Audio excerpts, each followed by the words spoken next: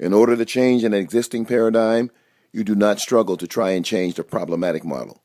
You create a new model and make the old one obsolete. Richard Buckminster Fuller, owner of 24 Patents.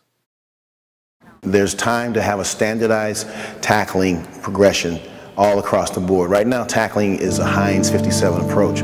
Whatever your grandfather taught your dad, that's what he taught you, so that's what you're teaching them. But we know now that's antiquated. There's things that are dangerous. So number one is educate the coaches. I believe in rough games and in rough manly sports. I do not feel any particular sympathy for a person who gets battered about a good deal, so long as it's not fatal. Teddy Roosevelt. For years, players were taught to block and tackle using their heads.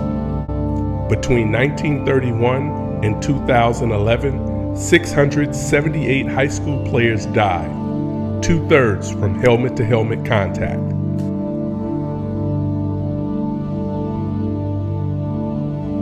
The number of players who suffer long-term brain injuries is unknown.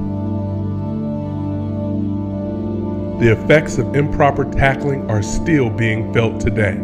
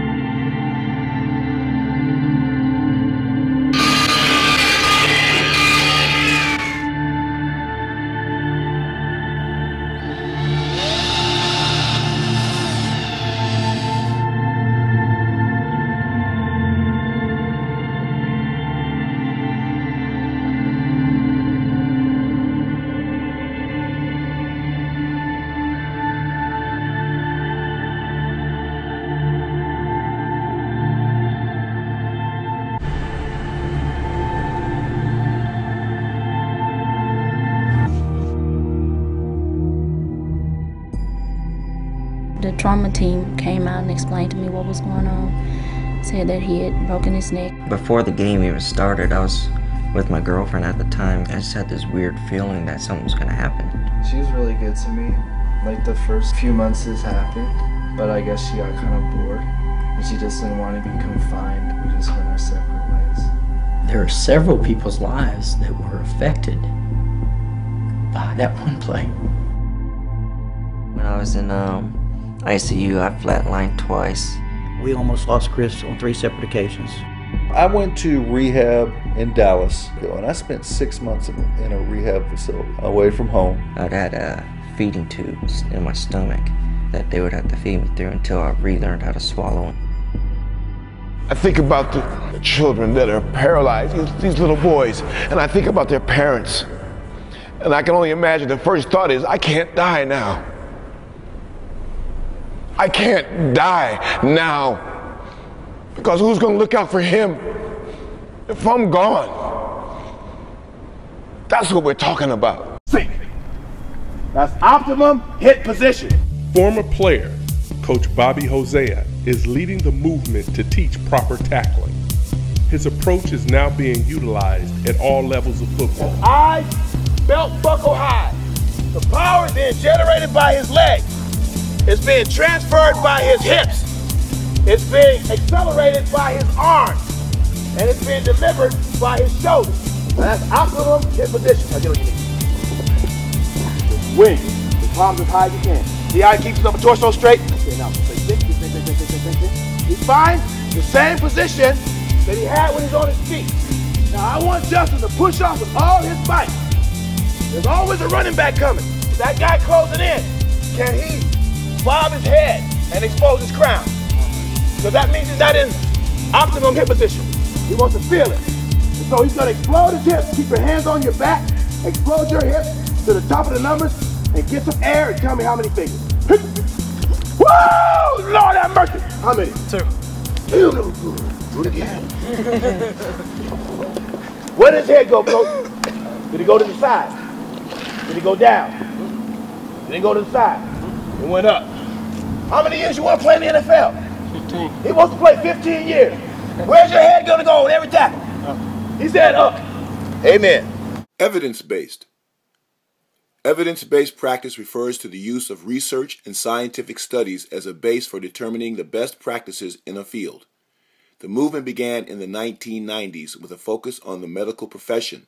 It has since crossed the line to other professions, including education.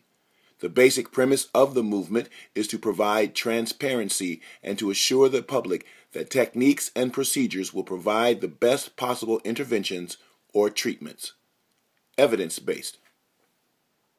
The science of injury prevention. A May 2011 scientific research study sponsored by the LA84 Foundation and performed by ETS Science Exercise Testing Specialists, LLC, showed a 43% reduction in helmet first impact when comparing the dip and ripsticks tackling technique, the Hosea method, to the traditional tackling technique. The 43% reduction represented 100% of the helmet's crown being removed from the tackle. Science. A systematic series of steps are followed in order to reliably predict a specific type of outcome. Science. Technologies. Tools and knowledge are used for the study of a particular science. Technologies. The dip and ripsticks words to play by 12-step tackle progression system is a combination of science and technologies designed to eliminate crown first impact and helmet exposure to contact while a defender is in the act of making a tackle. The words to play by are mental signposts providing the defender with body awareness throughout every critical phase of the tackle, assuring that the defender will not initiate contact with the crown of their helmet or expose their helmet to contact while they're in the act of making a tackle. I'm a father first, and my son was 12 and he said, "Daddy, I'm ready to play tackle football," back in 1997. And I said, "Okay, I'm going to take you up and sign you up, but I'm going to help out because I don't want you to get hurt." And the president knew my name. He was a Bruin fan, which is cool. And I said, "I'd like to help out." And he says, "You're the head coach." And now I went from one little kid that I was, scared to death for, and now I have 25. Bobby Hosea was a defensive back at UCLA in 1977 and 78. Following 3 years in the Canadian Football League, he returned to California, where he has enjoyed a successful career as an actor, appearing in more than 70 TV shows and movies. It was his role as a father, however, which led him to his most important assignment. I started doing the research. Then I started seeing all these injuries that result directly from people hitting with their head. And I just was on fire to go out and share what I knew I had been doing since '97 with the rest of the world. The research that Bobby found showed that 1 in 100,000 high school football players suffers a serious spinal cord injury. Last year, more than 1.1 million kids played high school football. It was his belief that the majority of these injuries could be avoided if the proper tackling technique was taught at the lower levels of the sport, and the time to do so was now. 85% of all football-related brain injuries on every level of football competition happen in practice. These numbers need to be a wake-up call for us, not just to hear them, but to do something about it. In the last 14 years, Bobby has instructed more than 1,000 kids and coaches his proper tackling technique and opened an academy in 2006 where each year hundreds of young football players learn the safe way to play. Well, I've created a system of training, full-speed, game-simulated tackle training that allows you to react to every move that a ball carrier makes and finish the play. See, this is the only thing that we don't finish, is tackling. We don't tackle full speed, and you have to practice like you play. It is critical that kids are taught the proper way to play the game. If you're interested in learning more about Bobby's program, go to train'emupacademy.org.